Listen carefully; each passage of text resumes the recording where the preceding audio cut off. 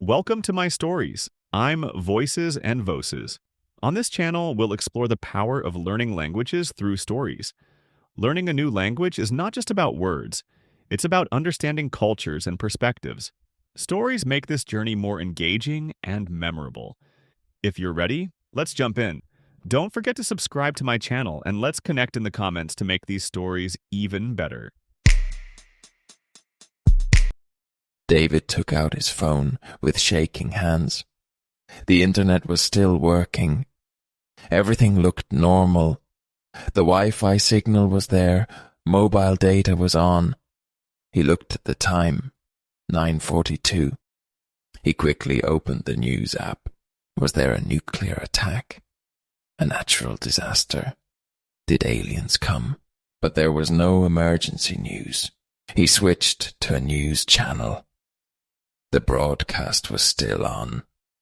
The studio was visible, but no one was there. The desk was there. The microphones were on. The cameras were working. But there was nobody talking, sitting, or moving. He quickly changed to another channel. Another empty studio. On one screen, a weather map was showing, but there was no presenter. David's heart started beating faster. Maybe it's a technical problem, he thought, but the broadcast continued. The studios didn't look abandoned. Camera angles changed. Graphics appeared on the screen. Subtitles were moving. But no one was there. He switched channels again. Another news station. A desk. Empty. A microphone.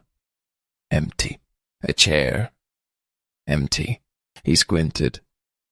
Just a few minutes ago, people were there. They were working. They were reading the news. Where were they?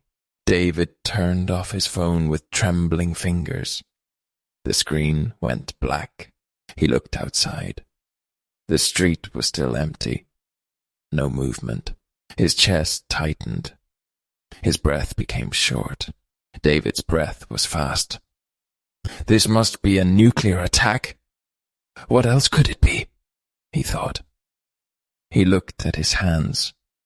His skin was still normal. I am not green yet. But how much time do I have? He needed to get home. It was the only safe place. He jumped on his bike and started pedaling fast. The streets were still empty, but the traffic lights were changing as usual. A soft music sound came from a cafe. The world looked normal. Only the people were gone. Then he saw something move. A car. Hope filled David's chest. Someone is here, he thought. Someone like me. But then he saw something strange. The car was moving slowly. No one was driving it. For a few seconds, he held his breath and rubbed his eyes. I cannot be dreaming. But the car was really moving alone. David hit the brakes. In front of him, a white sedan was driving straight. The driver's seat was empty. The car slowed down, and finally, it hit a streetlight and stopped. David threw his bike to the side and carefully walked to the car. Maybe someone is in the back seat. He bent down and looked inside. No one. He reached for the door handle. It was unlocked. He opened the door. No one was inside, but the engine was still running. He could hear the soft sound of the air conditioner. An old song was playing on the radio, and on the front seat there was a coffee cup with the lid open. Steam was still coming out. David swallowed hard. Someone was here just a moment ago, but now they were gone. He stepped back, jumped on his bike, and pedaled as fast as he could. David rushed inside and quickly shut the door behind him, pressing his back against it. His breath was uneven. His heart was pounding as if something was chasing him. Something was wrong, but he didn't know what. He ran his fingers through his hair and wiped the sweat from his forehead. He needed to think. He walked toward the living room, but his steps were hesitant. The house was the same. It looked exactly as he had left it in the morning. The couch was in place. The table was where it should be. And when he looked out the window, everything seemed normal. But the silence, that strange feeling inside him wouldn't go away. He quickly grabbed the TV remote and pressed the power button. The news came on. The screen went black for a moment. Then a news channel logo appeared. And then an empty studio. David frowned. Was this some kind of mistake?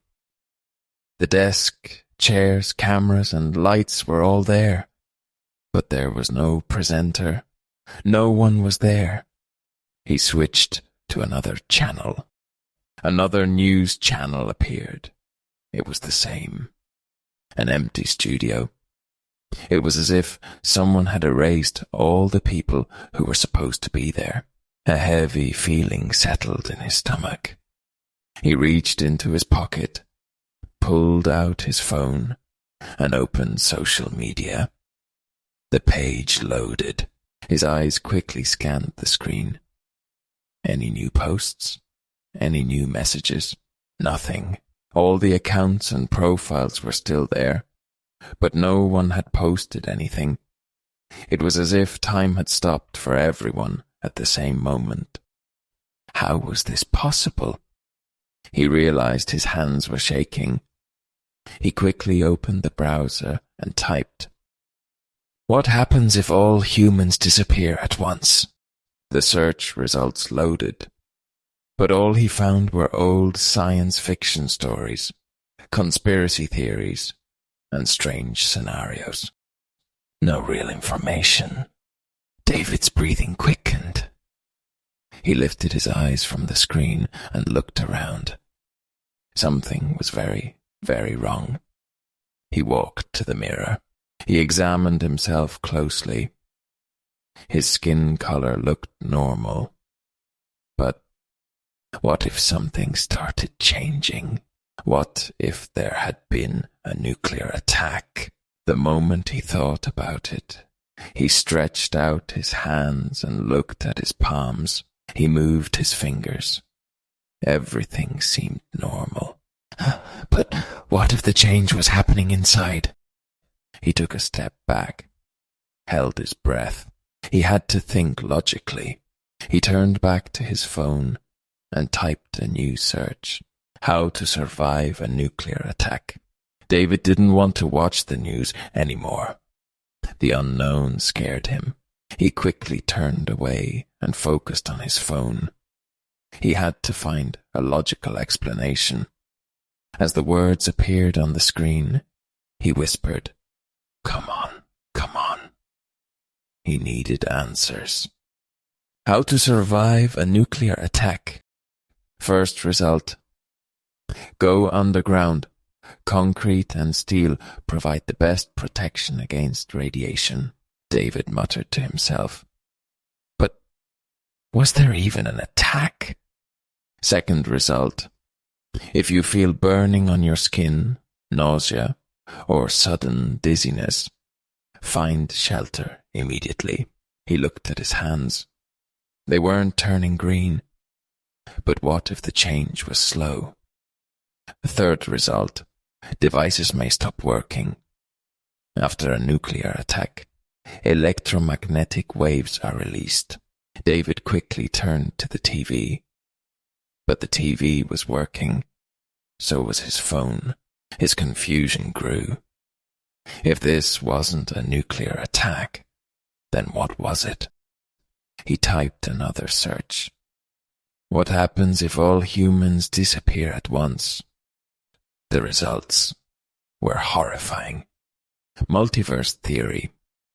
The idea that different versions of reality exist at the same time, where different choices and events happen in other worlds. If time breaks, a situation where time stops working properly, causing strange effects like time loops, frozen moments, or even the complete breakdown of time. If the simulation collapses, the idea that our world is not real but a simulation, and if it stops working, everything inside it, including people, might disappear or become unstable when the universe forgets you. A scary thought that reality itself has erased you, making you invisible and unknown to the world, as if you never existed. David frowned. Had reality erased him?